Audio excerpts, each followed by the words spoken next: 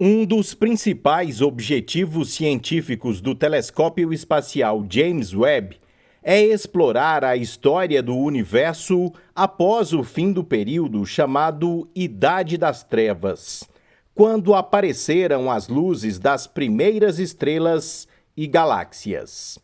Observações feitas por grandes telescópios antes do James Webb indicaram que elas teriam surgido entre 250 e 350 milhões de anos após o Big Bang, com um desvio para o vermelho Z maior que 15. Como o nome indica, ao percorrer um universo em expansão, a luz desvia-se para o vermelho do espectro eletromagnético. Quanto maior o desvio, mais antigo e mais distante o objeto. Nas primeiras observações do James Webb, foram encontradas 88 candidatas a galáxias, com redshifts tão altos quanto Z igual a 20. A maioria dos estudos do primeiro lançamento de dados do telescópio espacial tem ainda algo curioso em comum. Há um número excessivamente grande de galáxias com desvios para o vermelho muito altos, o que não é previsto pelo modelo cosmológico padrão. As galáxias nestes desvios para o vermelho têm discos e protuberâncias, o que indica que passaram por um longo período de evolução. Espectroscopicamente, essas galáxias se assemelham às suas contrapartes no universo local. Galáxias menores são mais massivas do que as maiores, o que é exatamente o oposto da visão comum. Essas observações, comparadas ao modelo padrão, indicariam que as galáxias com redshifts Z maior que 15, descobertas pelo James Webb, não teriam tido tempo suficiente dentro da estrutura do modelo cosmológico padrão para evoluir para o que é observado. Antes mesmo do período operacional do James Webb, outros grandes telescópios como o Hubble e o Very Large Telescope VLT no Chile estavam encontrando um crescente número de objetos de alto desvio para o vermelho, cuja idade desde o início do universo estava abaixo de 1 bilhão de anos e cuja formação dentro do modelo cosmológico Lambda-CDM é difícil de explicar. Agora, em um novo artigo, um grupo de pesquisadores afirma que explicar essas aparentes anomalias exige ajustes no modelo de formação e crescimento das estruturas, mas também propõe uma solução muito mais simples, mas radical: a mudança do modelo de um universo em expansão para um cosmos estático. O modelo cosmológico comumente aceito é chamado de Lambda Cold Dark Matter, Lambda-CDM, por melhor se ajustar aos dados observacionais. O modelo cosmológico de estado estacionário foi proposto pela primeira vez por Albert Einstein em 1931, mas um dos mais conhecidos é o modelo de Zwick, baseado na ideia de uma dissipação de energia do fóton. A distinção mais óbvia entre os modelos de expansão e universo estático consiste na previsão do tamanho angular de uma galáxia em função de seu desvio para o vermelho. Tanto o tamanho angular quanto o redshift sendo quantidades diretamente observáveis. Outra distinção significativa entre os modelos de universo em expansão e estático consiste na relação entre o aumento das distâncias na linha visada correspondente. A contagem de um número de galáxias de alto desvio para o vermelho, observadas pelo James Webb, pode servir como mais um teste cosmológico para distinguir entre os dois tipos de desvio para o vermelho. O modelo padrão sugere que o James Webb deve encontrar grandes imagens de galáxias remotas, cujo brilho superficial é baixo. No entanto, o que se observa atualmente é algo oposto ao que se espera. Existem galáxias pequenas, pelo seu tamanho angular, com superfícies brilhantes no ultra-alto desvio para o vermelho.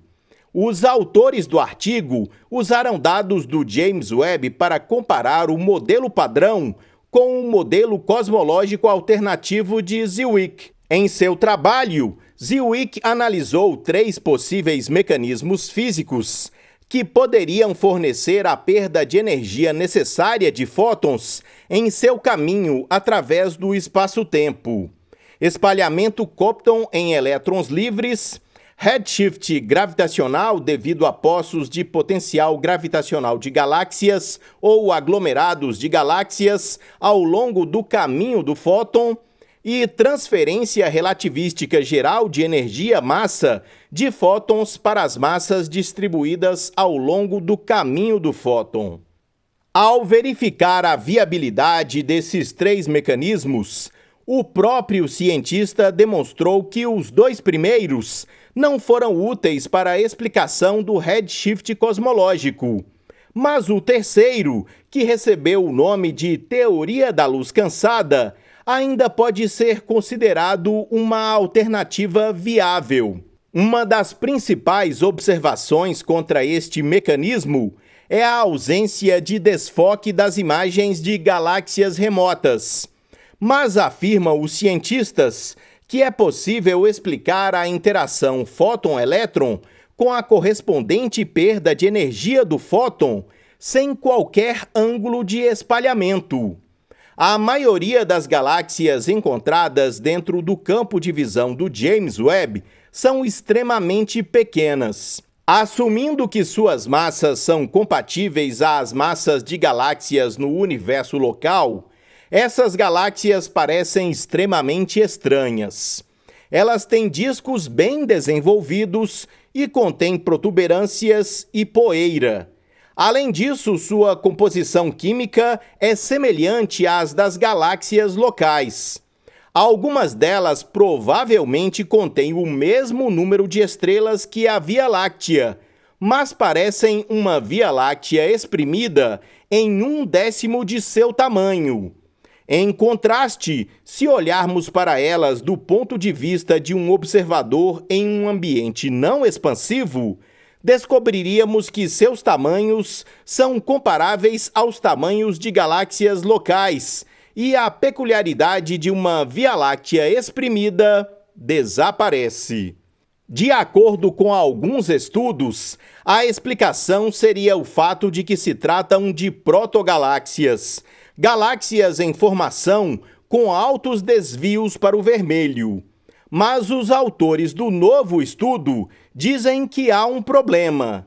Galáxias de tamanho pequeno detectadas pelo James Webb em altos desvios para o vermelho são muito massivas para serem protogaláxias.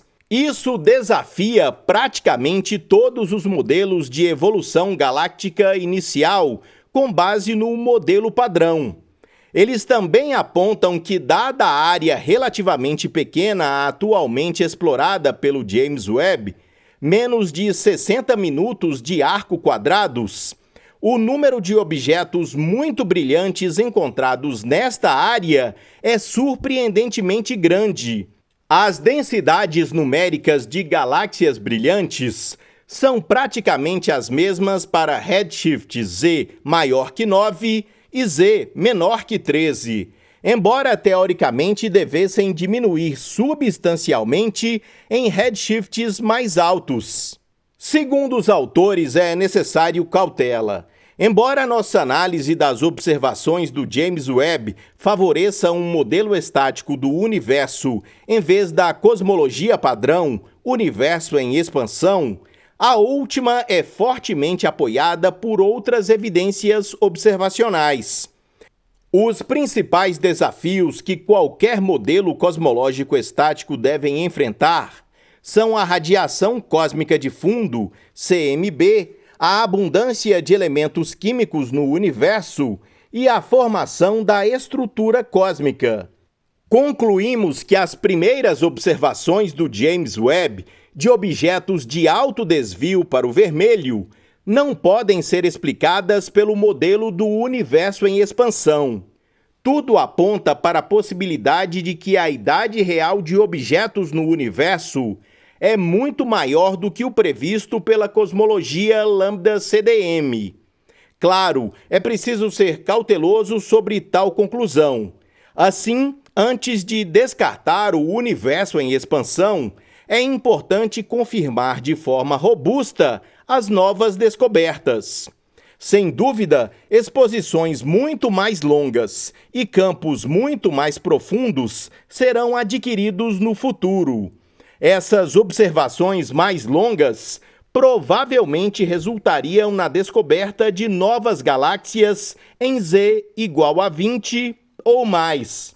Com base em nossa conclusão, prevemos que o James Webb deve descobrir até mesmo galáxias menores em termos de seus tamanhos angulares e que essas galáxias menores seriam observadas como muito luminosas, com morfologia bem desenvolvida, seriam aproximadamente tão evoluídas quanto as galáxias do universo tardio. Nesse caso, o paradigma do universo em expansão exigiria correção e modificação, escrevem os autores do artigo. Este foi o Minuto News, uma pílula que sempre busca expandir notícias sobre ciências.